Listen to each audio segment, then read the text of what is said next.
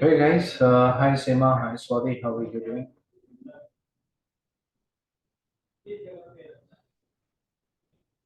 Yeah, I'm doing good. Great, great. And I would be continuing with this ML with Python, I guess. Sorry, I couldn't, I messed up. The HR just called me and they said they don't have a ETL and I can go ahead with ML with Python. Hmm. So I just, Yeah, what I'll do, I'll share some resources with you that you can follow for the ATL. Okay, okay. great. And you can reach out to me over the mail for any kind of, supporting materials if you need or ETL or something. Okay. Okay. Okay. Yeah.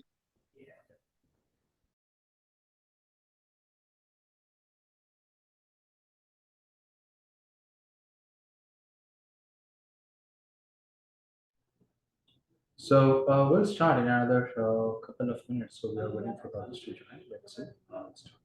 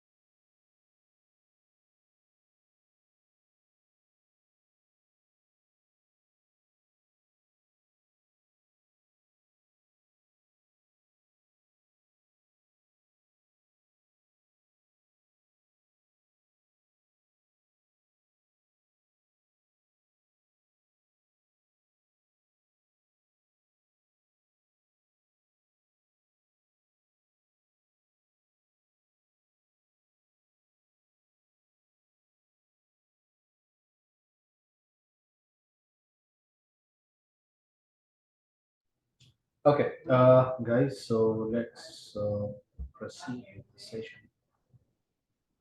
Let me share my screen.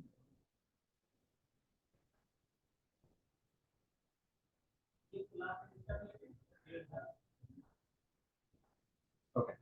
So today we are going to start with the like with the Python programming. So today is the first day for Python programming. So we'll take it a bit slow because we have like participants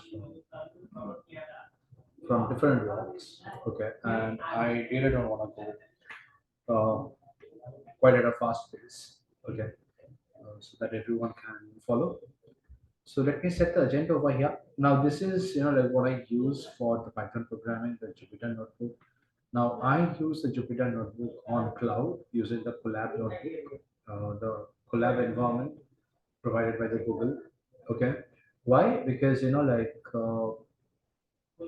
do not really for the experimentation part. I do not really have to maintain the environment or interface, something like that. So it's easier for me to share the notebooks with all of you. Also, I can provide training, or like I can do my stuff on any system. Okay, but then what you can do, you can also download.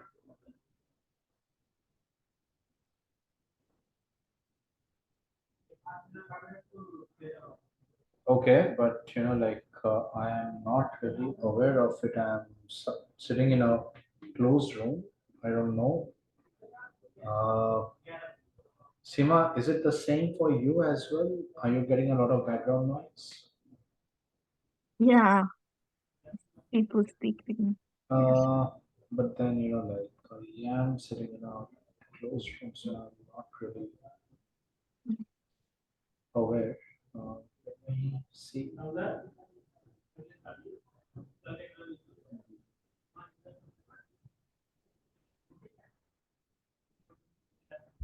Just give me a minute.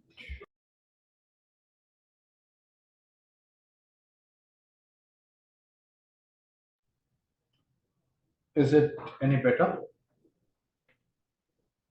guys? Yeah. Could you hear me? Yes. Hello. Better. Yeah. Uh, just a minute.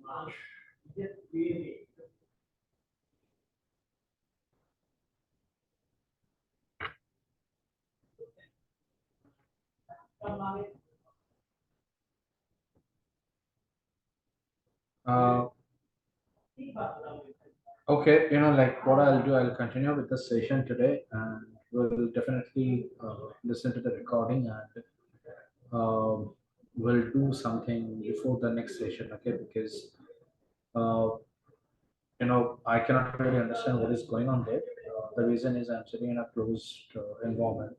Okay, so let's proceed. Okay, I hope you can listen to me, right? I'll definitely look at the like listen to the recording and we'll do something about it. But for now, can we go ahead?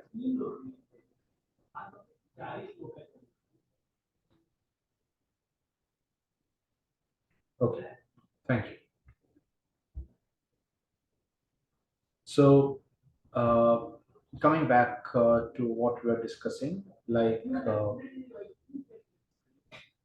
if you want, what you can do, you can download download an account environment, and you can set up, do the setup in your local system, and you can launch the Jupyter notebook and you can work on it. Also, you can use some uh, IDEs like know, some development environments like Spider or PyCharm or VS Code if you want. However, for the experimentation part, I always refer to uh, the Jupyter Notebook, and for the productionization, I mainly use either PyCharm or I use Spider. Okay. Uh, so, like the choice is entirely yours. Now, uh, coming back to what we are going to discuss in this session today, let me set the agenda.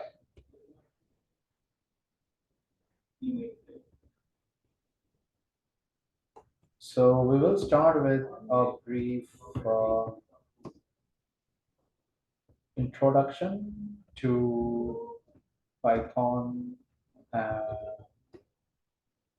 other relevant languages.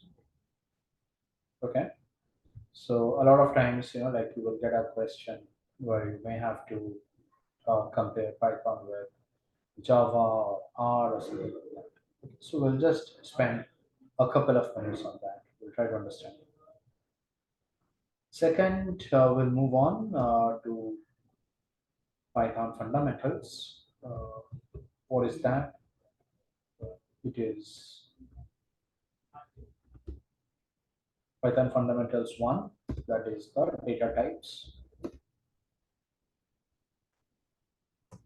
followed by the Python fundamentals 2, which will be all about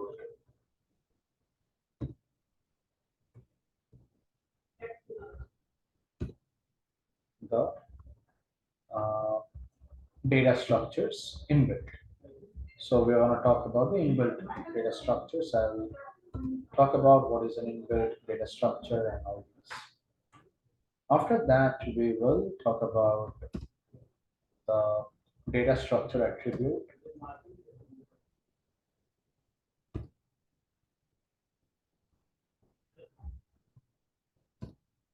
What is that? Being ordered or unordered. Okay. And along with that, we will discuss about indexing and slicing.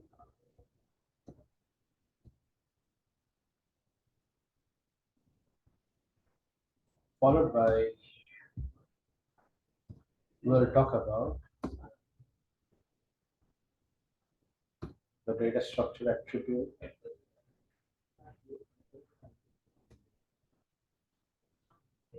mutability,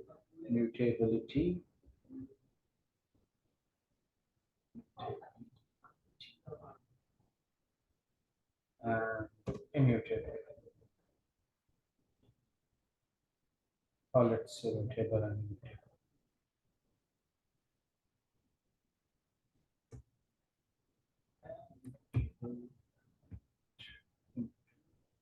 Okay. So these are the points to discuss in the uh, first session for Python. Okay. Going ahead in the next session, we'll talk about the conditional statements and loops. And, uh, also, we'll get introduction to the functions. Okay. And in the third session, we'll talk about along with the functional programming, we'll also discuss about the object-oriented programming. Okay, great. So to start with, why Python? Because we have so many programming languages at our disposal. Okay, specifically, we have programming languages like Java. We have programming languages like R or SAS. So quite a few of them. Uh, so at the very onset, let me confess this, that I am not the the best person to comment on Java, because my exposure to Java is being very limited. Okay, I started working with Java when I got introduced to the big data. Okay, but then at a later point of time, I realized that whatever we uh, we were supposed to do in Java, it could be easily, it could be easily achieved using Python. So I chose to stick with Python. Okay. However, uh, from my limited exposure or limited interaction with Java, what I figured out that Java being static language, what we have to do, we have to, mention each data type or each object type or each variable type when we have to write a code. Okay, so that makes our code quite lengthy. So, for example, if like we have to write a simple print program, okay, a simple print program, okay. So, I believe this is the starting point for every programming language where we print hello world, okay. So, with Python, it's very simple. We go ahead and we can print hello world like this, okay. However, when it comes to it will take some time because it will connect to the server and then it will execute it. So it can take its time, but it will only take time only for the first line of code. After that, it will be smooth because we are working on cloud. So coming back to the topic, like it's only a one-liner when it comes to Python. However, if we have to do the same thing in Java, then it will take around 10 lines of codes for us, okay, to print a simple hello world in Java. Okay. Now, having said that, there is another aspect as well, which is uh, Java has got a steeper learning curve. Okay. Whereas, like it is relatively much easy to work with Python. Now, coming to the another side of Java and Python. The first thing is this is coming from all the programming fraternity. I have got a lot of friends who are pure coders, developers, and what I have understood that since Python is quite easy to work with, it has got a lot of libraries, a lot of peripheral support. So uh, somewhere, like as a coder, as a developer, it might like block our growth of our logic. Okay. So they say if you have to develop or you have to really strengthen your programming logic, then you should start something like C or Java. Okay. But then, to be fair enough, I believe the kind of work I have to do, the kind of program I have to write, whether it's for experimentation, whether it's for productionization, I am fairly okay with Python and other programming languages like PySpark, even, which I leverage a lot when I work with large amount of data, because of we can get the benefit of distributed like computation, the parallel computation. Okay, so I use PySpark. Though Spark is something which is being originally written in Scala, but then there is another Python version for it. So we use the PySpark for that. Uh, However, there is another aspect of Java that when you work with Java, uh, there is less chance, like of getting some error in the, in the runtime environment. Why? Because when you are creating a function in Java, you have to mention everything. But as you will see, like when we are writing a function in Python, we can just write a function. We do not really have to mention a lot of intricacies, lot of details in the function. So that is a reason why like there can be a lot of runtime error when it comes to the Python, whereas the chances are being very less when it comes to Java. So both being, like both has got its own set of pros and cons. But then when it comes to the world of data, most of us stick to Java, though there is a lot of speculation that going ahead probably uh, we will see a surge of Julia or Golang in the upcoming days. But for now, for the next few years, we are good with Python at least to start with.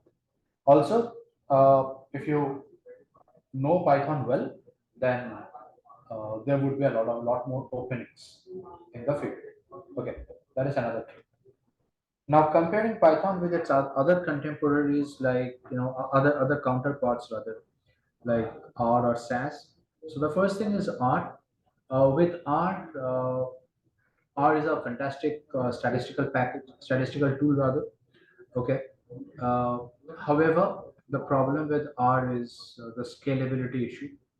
It cannot handle a large amount of data very well, whereas that problem is not there with Python because it's an end-to-end scripting language. And with SAS, the issue is it, like on one side, it provides high data security. On the other hand, like it is quite expensive when it comes to because it's an enterprise software. Okay, so one has to incur hefty uh, license fees. That is another side of it. So just I wanted to give a kind of like snapshot of Python and its relevant counterparts. Okay, great. Now the first thing that we should look into is the Python fundamentals or the data types, because these are the foundational stone or the building blocks, as we say. Okay, so let me start with that.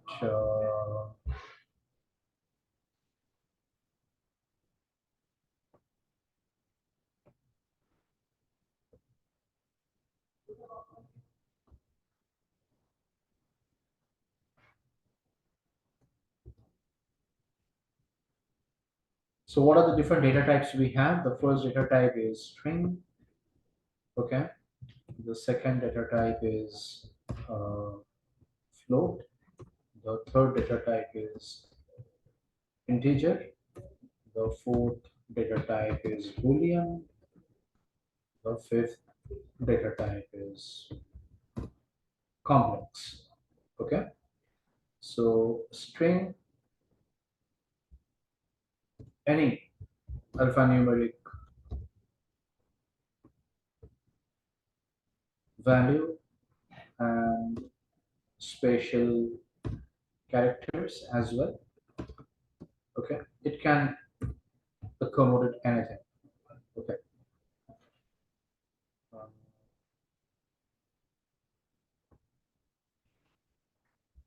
Float, numeric values with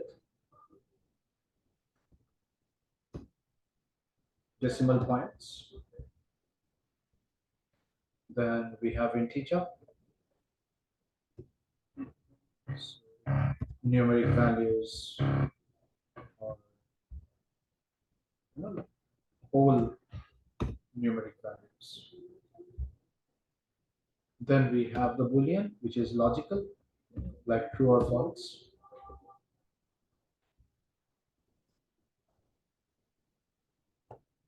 And then we have complex, which is real plus imaginary, x plus iy. Okay, where iy is the imaginary part, but the value of I is square root of -1. Okay. Now, often I'm being asked that where do we use complex? Because the rest you will find a lot of usage, definitely. But then,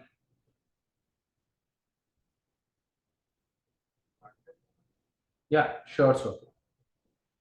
So, uh, I am being asked often that uh, why do we use the complex? So, when we are working with signal processing problems, like over there, we use the complex data type. Otherwise, like you will hardly come across, like the complex data types. Okay. Now, let's see how we create each, data type. So,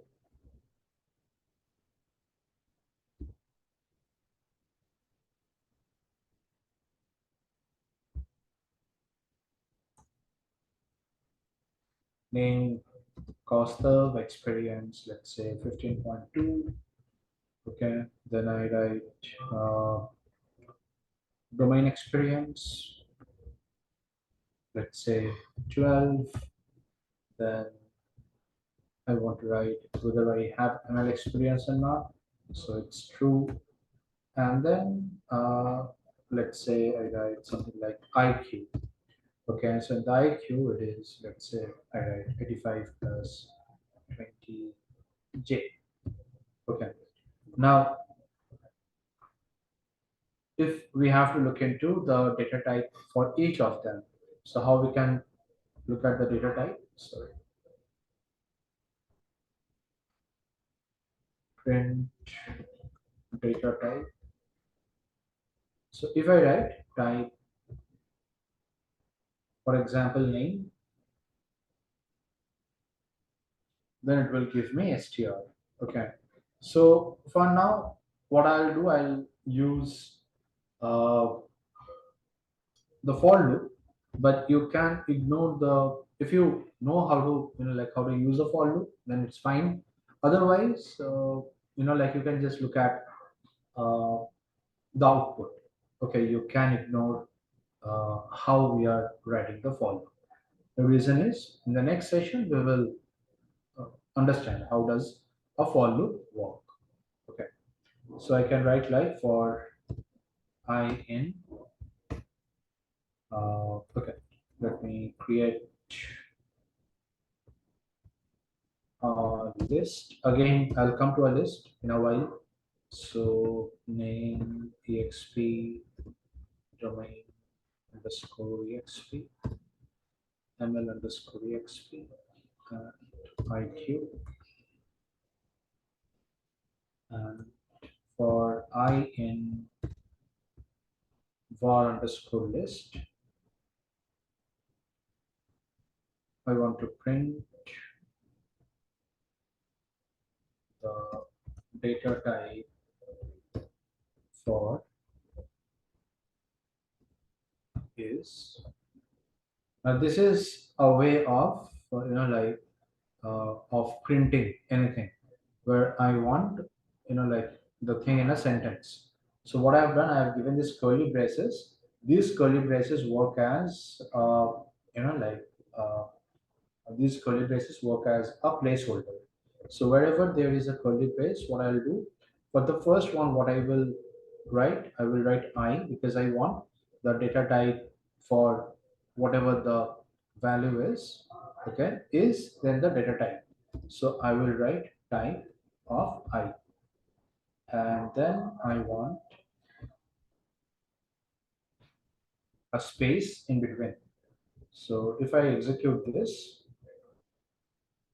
you can see it says the data type for Costa is this, and then with the space it gives us string, float, integer, boolean, and complex. Okay, so this is how, like we can, these are the fundamental data types that we have in Python. Now, these fundamental data types, okay, uh, these fundamental data types are also known as atomic objects. Okay, now why are they known as atomic objects? Let's understand that even.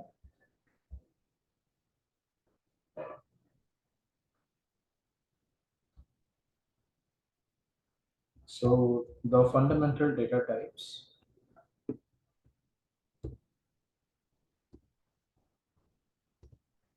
are also known as atomic objects. So why are they known as atomic objects? For example, if I write names and over here I write, let's say, um, for example, Roger, sorry, I write Roger, and then I write Nadal, okay. And if I go ahead and I write names, you can see that it will print both the names Roger and Nadal in a kind of structure, within a structure. So it will assign a structure whenever there is more than one value. And if I give type for names, it will not really give us the type for each of the elements. It will give us a type for the structure. Now, if we have to get the type for each of the element, then what we have to do, for example, type for name. 0. Okay, so it will give us string. So you can see that the data type is only applicable to a single value. When we have multiple values, it will give us the data type for the structure that will be provided to hold those values. That is the reason why, like these fundamental data types are also known as atomic objects, because they are singular. We cannot split it further. We cannot go beyond that. Okay. So great. So tell me one thing, Seema. Uh, like, is it too difficult to follow because of the background noise, or we can carry on? There now, it's very slight, like it's not there at all now. The background noise is not there, you mean, right? Yeah, once in a while, a little bit, but not as much as it was there in the So it's beginning. it's so it's manageable, right? Yeah, it is much better. Perfect. Thank you. So great.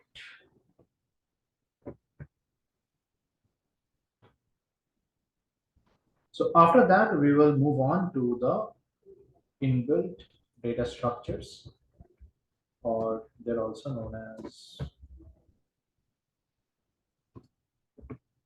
objects.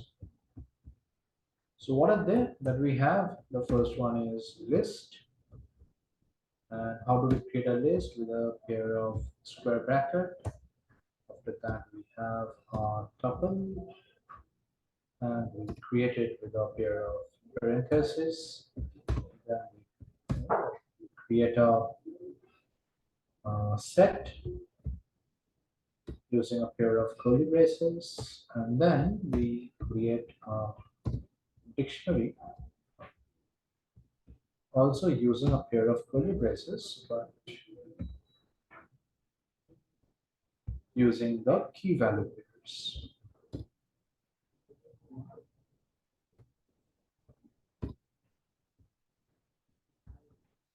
Okay, like this. Okay. Now, first thing first, that what are these data structures or objects? So they are meant to hold some values. So as we saw that whenever we have got more than one value, we need to assign them a structure so that they can be stored somewhere. We cannot just let them roam around freely. So that is why we need these data structures or objects. Second, that why we have called them as inbuilt, because to create these data structures, we do not really need any other peripheral support, any other additional support. So we can do it using the Python version that we have. So there are other data structures as well for which either we need some other libraries. For example, if we have to create a data frame, it is also data structure. For that, we have to import the pandas library. Or if we have to create uh, an n-dimensional array, so for that we need the NumPy library. Now, for other data structures, for example, linked list or something like that, we have to use the, like the OOP the object-oriented programming paradigm. I need to create that. However, the inbuilt data structures is something that we can easily create with whatever we have. Okay, so that is why we call them as inbuilt. Okay, so let's see how we create the each of the objects, and then we will move on to their attributes, which being quite important to understand. So the first one is list. Uh, so the inbuilt data structures.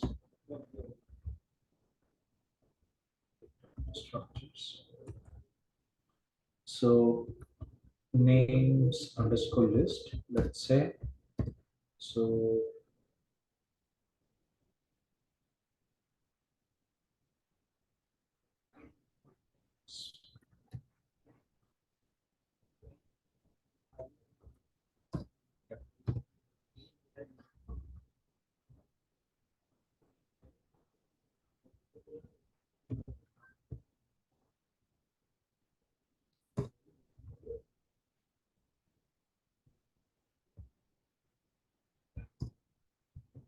So I'm giving some random values. Okay.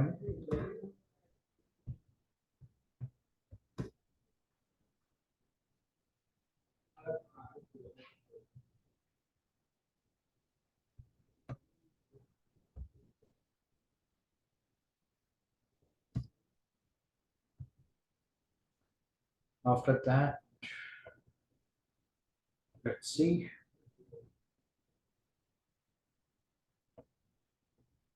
So let me write over here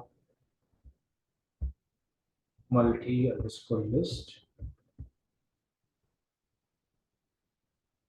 Okay. So that is how we create a list.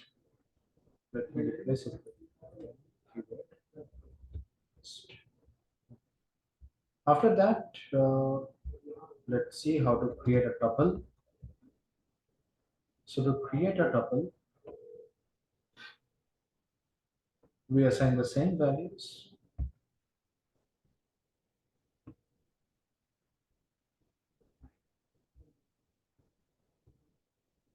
but within a pair of parentheses.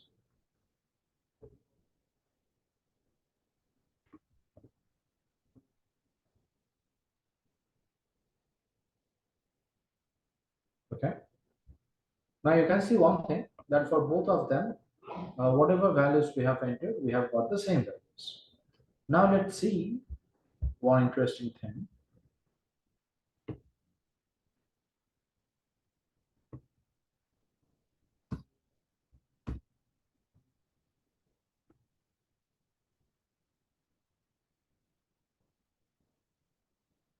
So when it comes to a set, let's see what happens. You can see that in the set, I'll come to another part later because definitely the order has been changed. But then you can see one thing, like whatever duplicates we had, they were being removed. Okay.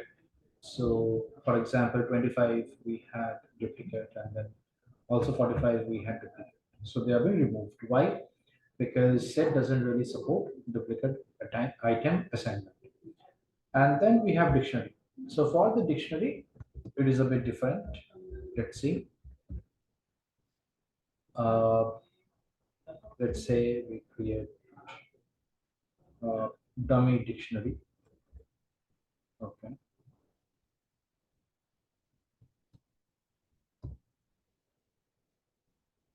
So let's say like key one. Yeah. I give 25, comma, I write key two. I give 40. If I execute this, dummy underscore diction, we can see it will give us the values like this. Okay. Now, let's focus on the attributes, which is the most important part to understand that why do we have each of them. So the first attribute that we're going to discuss over here is the being ordered and unordered.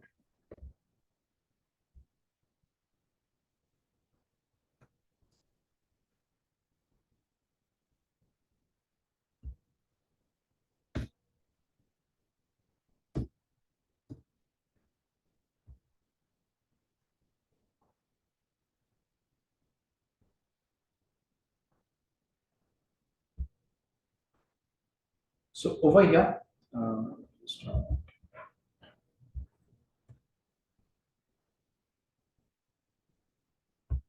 over here, I write, let's say, dupe underscore list,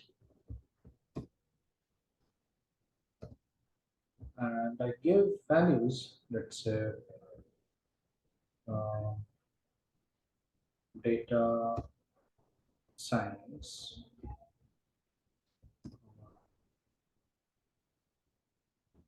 ML, 35,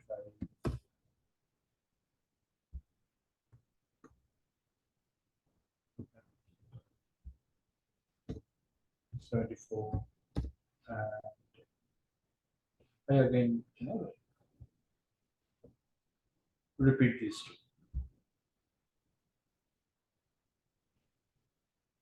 Okay.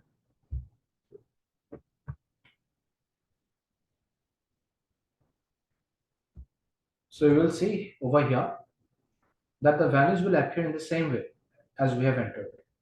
Similarly, if I create a tuple as well,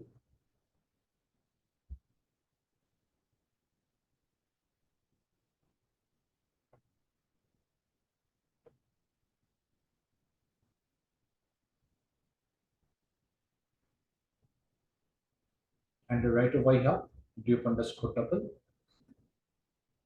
you will see that the values will appear in the same way as we have entered them. As if, like it will maintain the same order. And that is why these are called ordered uh, objects, list and tuple. Okay. Now, one of the most important attribute for the ordered objects being that they can be indexed. So what is that? Indexing means to retrieve a value by its position. So list and tuple are ordered objects, okay, and hence can be indexed. So for example, we can write print dupe underscore list, and I give, let's say, 0. That is the first element. It will give us the first element.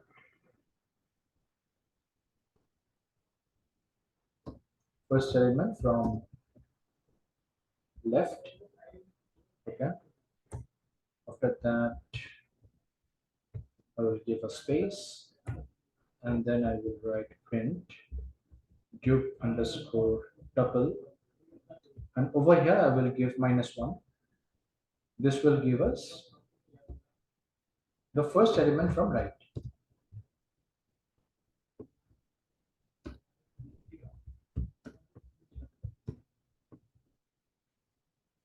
And again I will give a space, and then I will print dupe underscore list, and over here I will mention uh, 1, 2, 4. So what does it mean? It will extract 3 elements. 4 minus 1, extract 3 elements. Why 3? I am giving the logic over here as well. Position number 4 minus position number 1. Because people understand it in this way, that it will stop right before the the destination index. But why? Because over here the logic is, it is getting the instruction that I have to go from index 1 to index 4. So 3. Okay, 4 minus 1, 3. So 3 elements starting from index 1. Okay.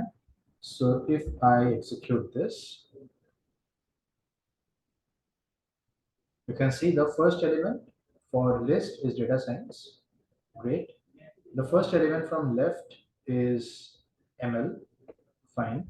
That is what we have got here. And 3 elements from index 1. So index 1 is ML. So we get ML 25 and 75. That is what we have got. So we have, like index and sliced. Now what happens with a, like if we give the same value for a set? Okay. So I'm writing it over here. Back set attribute. So what happens with a set? So dupe underscore set equals, I give the values, and I write dupe underscore set. So you can see the first thing is it will remove the duplicates, and the second thing is it will change the order. It will do a reshuffling. Okay. So set is unordered. Okay. And hence can't be indexed. So we'll see the example as well. So for example, I write dupe underscore set and I give this, it will not work. Okay.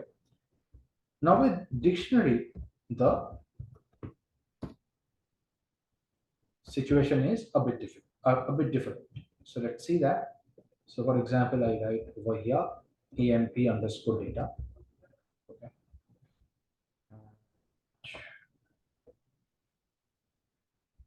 I write over here emp underscore id. So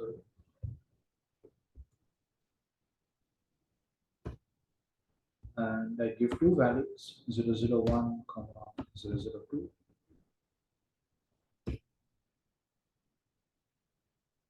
emp underscore exp. Okay. Default.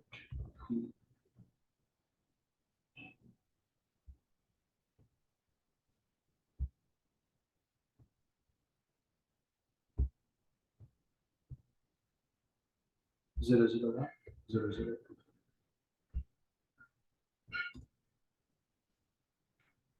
And then I write over here, let's say 10, 12.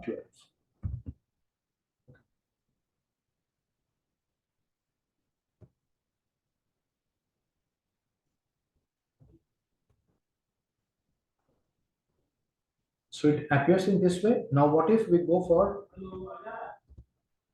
dictionary indexing? Okay. And if I write over here, let's say emp underscore data, and I give 0, it's not going to work. But look at the error that we are getting. So for the error in set, it says that it is not subscript table. However, for error in dictionary, it says key error. Why? Because in dictionary, we have to mention the keys. Everything in a dictionary has to be between keys and values. So how to get the keys? If we write emp underscore data,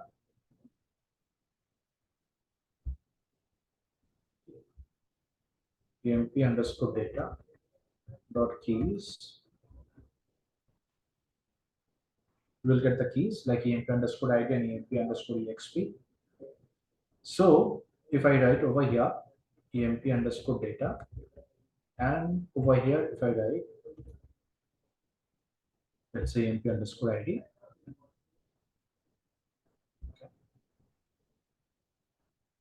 it will give you E001 and E002. For example, if you need only one of them, then definitely you can give the indexing. Why? The reason is this is a outcome is a list. So definitely you can use indexing on this.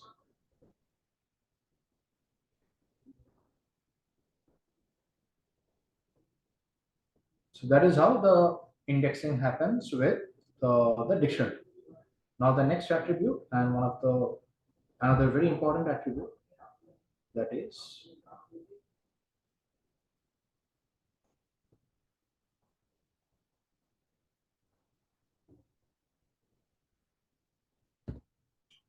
uh, mutable and immutable.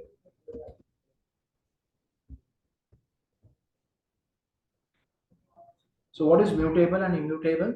That whether we can modify an object or not. Okay. So modification means modifying the elements within the object and also whether we can add more elements to it or not. So for example, over here we have group underscore list. Let's see whatever we have. Okay. And let's say we want to add, we want to change something first. Okay. Modify existing element. Okay. So how? Let's say I write dupe underscore list and I want to replace 1 with, let's say, DevOps. Okay, so what I want, data science, DevOps, and then everything. Okay, so if I write right now, Duke underscore list, you can see that it is being modified. After that,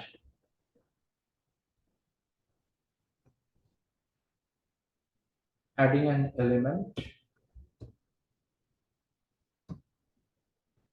at the last, how Duke underscore list dot append, and let's say give a value like AWS. Okay, so Duke underscore list,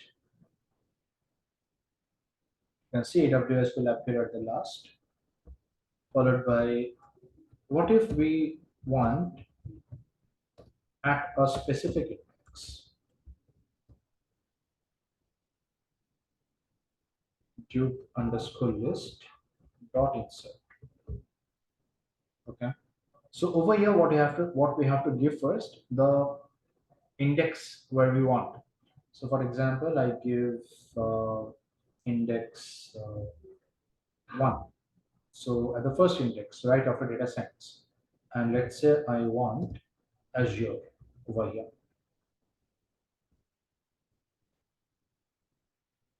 So if I write now deep underscore list, you can see data science, comma Azure, and then we have got DevOps. So it will shift one place.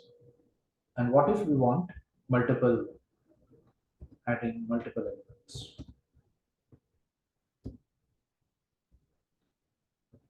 So for that, we have deep underscore list dot extend. And over here, we can give another list.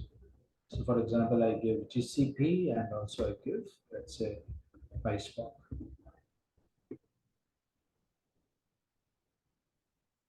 So you can also look into other operations like delete and everything.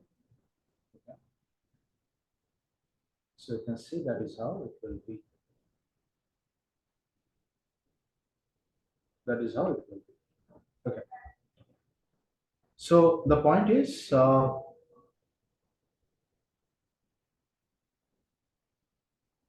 list is, sorry for that, a list is completely mutable. Okay. Now, what about tuple?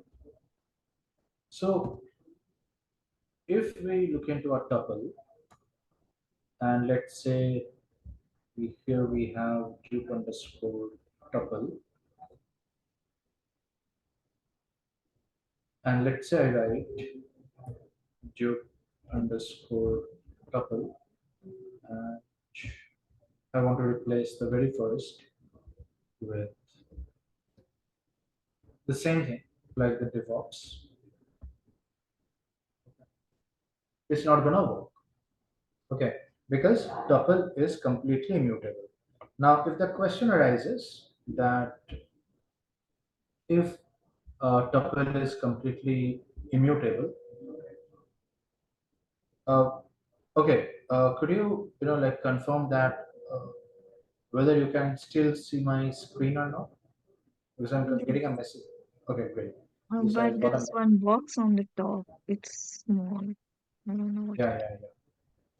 So, okay, if the question arises now that why do we use a tuple? The reason is, like we use a tuple because sometimes we want the values to be fixed. Okay, so that is the reason we use a tuple. Um, a tuple is immutable.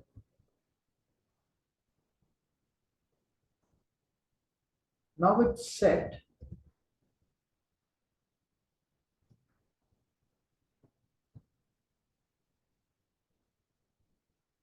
the things are bit interesting.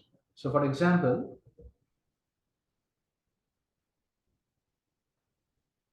I write to underscore set. So this is what we have, and I write dupe underscore set 0 125. It's not gonna work. Okay, it doesn't support any item assignment. However, what we can do, we can add an element.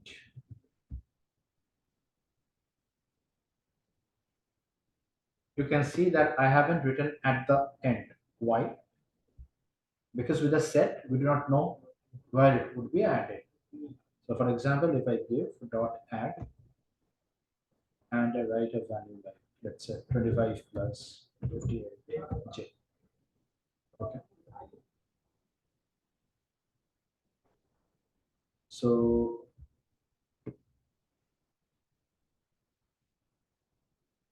you can see that it has been added at the first. And what if we want to add multiple elements?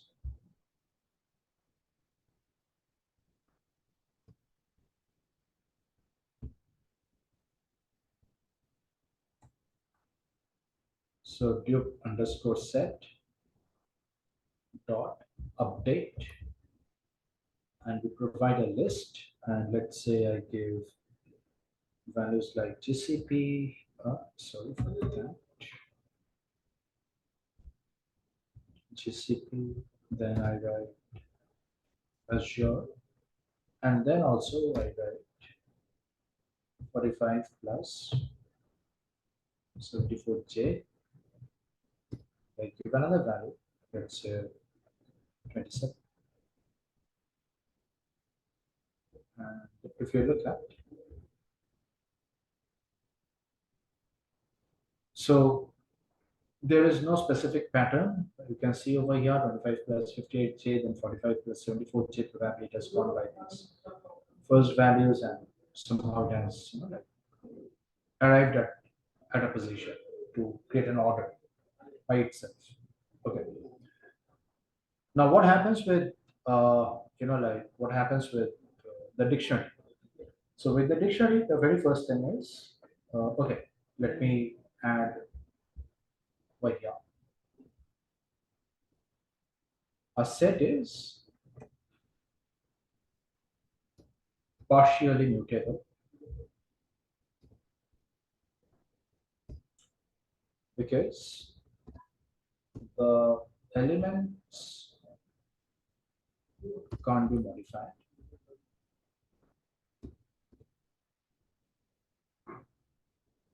However,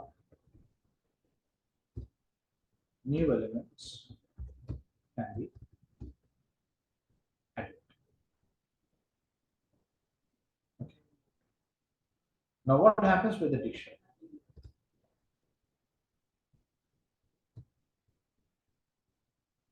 Dictionary is completely mutable. So the first example is to modify existing element. So we start with dupe underscore.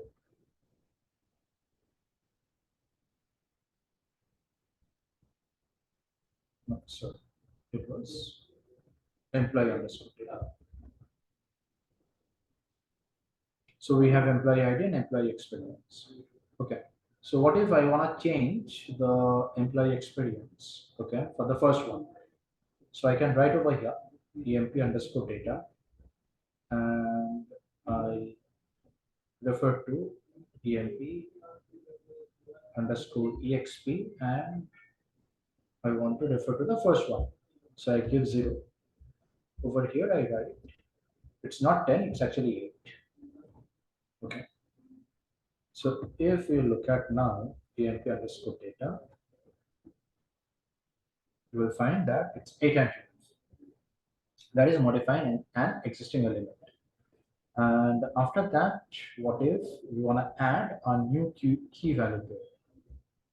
Okay, so adding a new key value pair. So it's also quite simple, like emp underscore data, and let's give emp underscore, sorry, underscore domain. I give over here, let's say ml. Yeah.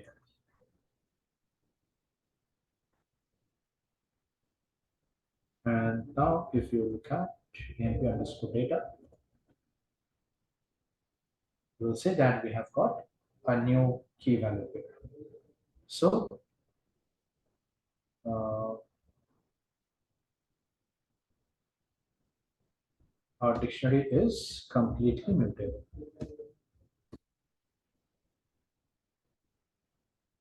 So that was, oh, okay. So just a minute. So that was for the first day of Python programming. Okay, I just wanted to take things quite at a slow pace so that we all can catch up. I will share the recording along with this notebook. Okay, you can also, what I'll do, I'll also add a couple of links that you can follow to gain more understanding on the data structures and everything. Okay, and feel free to reach out to me for any kind of questions that you may have or doubts. Okay, see ya on the next session, that is on Thursday, I believe. Okay. And we will take it to the next level with other, with more advanced topics, right? Great. So take care, have a nice day, and see you the next day, same day. Thank you. You're welcome.